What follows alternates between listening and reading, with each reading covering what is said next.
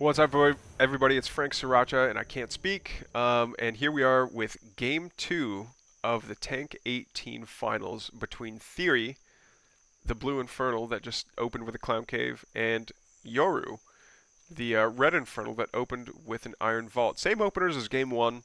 Um, and, oh, interesting. They are going to see each other here.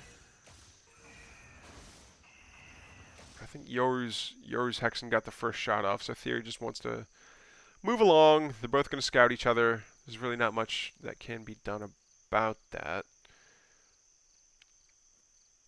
Alright, Yoru is going to see an imp leaving Theory's base, probably to make a meat farm somewhere. Theory making a second clown cave at the bottom of the ramp. And his first one's about to finish up. This might be a rude awakening for Yoru's Hexen. Oh, no, he does his Tatooine Sandman dance to get back to his base. Meanwhile, Theory hasn't made it quite there yet, but he is going to see a Brute.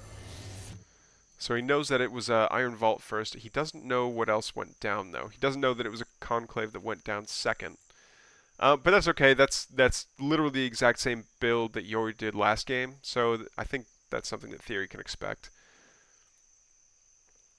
All right, Yoru over by the health camp. I think he's going to try to take the health camp with a single Brute and his Hexen. All right, so he does have a Fiend out now. Two Fiends out now. Okay, yeah, he'll definitely get it. Meanwhile, inside of Theory, his Hexen's taking a bit of a bruising. But he does have his 3 Fiends out, and he gets the health camp. Yoru gets his health camp. Easy peasy, lemon squeezy. Theory is going to let his Hexen and his 1 Fiend regenerate a little bit before they keep on creeping, excuse me. Shadow Demons over here are up next on the chopping block. Same for Yoru, except Yoru has a meat farm right there, which is going to add a tiny bit to the DPS, not much. Usually, in my opinion anyway, those the Felhogs are more useful as damage sponges. You don't really want your main army units paying in HP if they don't have to. And then both sides are also going to take their energy regen camp. It's a bit of an early Skull of Cheddar in my opinion, but he does actually, he knows better than me. He is, ladies and gentlemen, what we call a gamer. He is one who plays video games. So he knows how long the Skull of Cheddar lasts and how long it takes for his gaunts to kill those kill the slime. So he actually got better efficiency out of the DPS that the oh, did he just ping his own? I think he just pinged his own camp. Anyway, Yoru coming up for the Luminite Mine, gonna drop his own effigy. Just, yeah, that bruiser hits really hard. Oh. Piper's adding some damage in, but not much. Fiends are basically evaporated. Oh man, his Hexen is taking a beating. Is he gonna lose this Brute? He does. I think it was split on purpose, though. Okay. And he's going to take his Luminite Mine. While I was saying that, Theory took the other health camp, just kind of took it right back from him. Get that increased health regen. Where is his Hexen? Did he lose his Hexen? No. Am I just blind? There it is. Okay, so a meat farm going down for Theory. I think it's just so he can have visibility of both camps, the Luminite and the Therium. He does put down another effigy so it can, I think that's a permanent one. Yeah, it's a perma effigy. He does manage to Skull of Cheddar both of the Pipers down. Is he going to get the Bruiser? No, he doesn't get the... He doesn't... Oh, interesting. Oh no, he's fighting the Bruiser alone. Ooh, get that skull in there.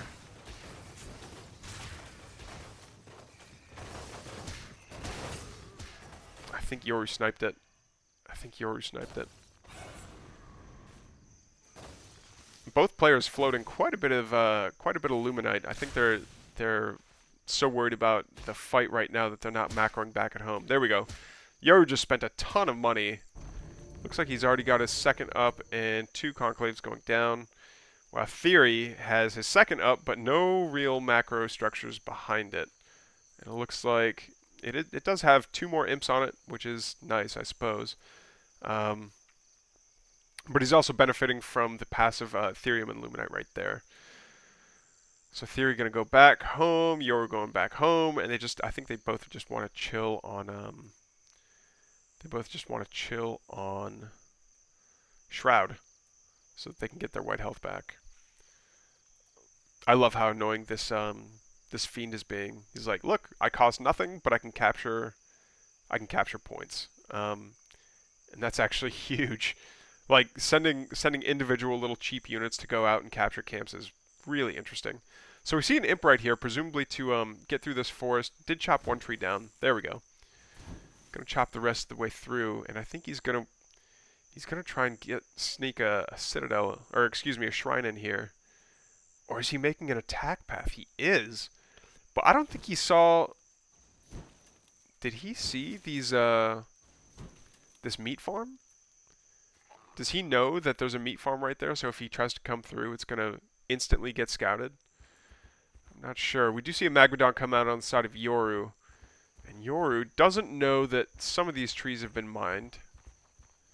Oh, but okay. He is going to use the Magmadon lawnmower to just get through it. He's going to spot the imp, and the imp's going to go home. So, didn't spot any structures being built, but they both know now that there's an avenue open.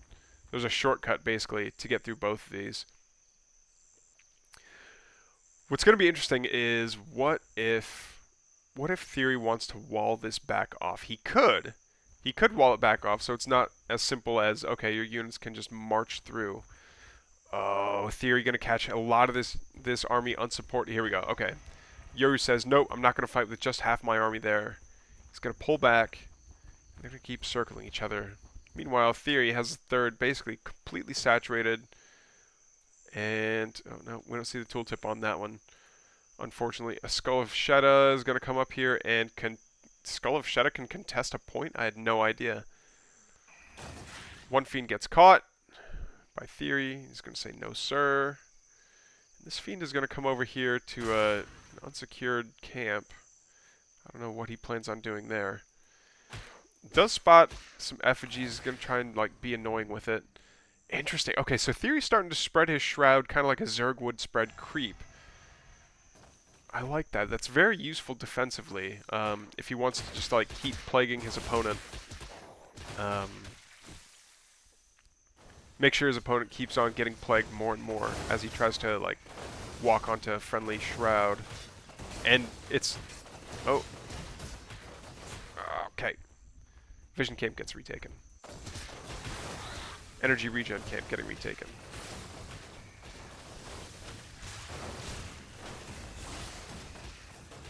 Let's see, what is... Oh. There we go. Yeah, damage 0, but it does percent damage of... Oh, one Skull of Shadow goes down. Okay, gets zoned out. So now we're in the part of the game where they're just going to circle each other. One Fiend goes forward and sacrifices itself just to get a glimpse of the rest of the army. Okay, and here comes the... Oh, pulling the Magmadon straight into the army was quite a risky proposition. Does manage to burst it down before it gets a stomp off. Theory's Gaunt's not getting the arc that they need. They pull back a little bit, but oh, those spells just keep on hitting. And hitting, and hitting, and hitting. And Yoru... It looks like the attack priority isn't forcing them to attack the effigies on the way back. Superstone goes down.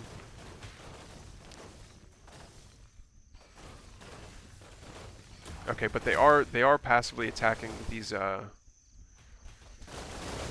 effigies. For better or worse. I think yeah. Okay, huge catch on all that. We do see all the ranks back of Theory's army are getting shots off. The Superstone is getting DPS down. It's hard to tell who's really winning this. They've both almost got an even flank, but it seems like there's more health on the side of Yoru. Yeah, the arc is starting to collapse in on Theory, and he's down to 48 supply to Yoru's 125, and there's the GG. That'll be it for Game 2 of the Tank 18.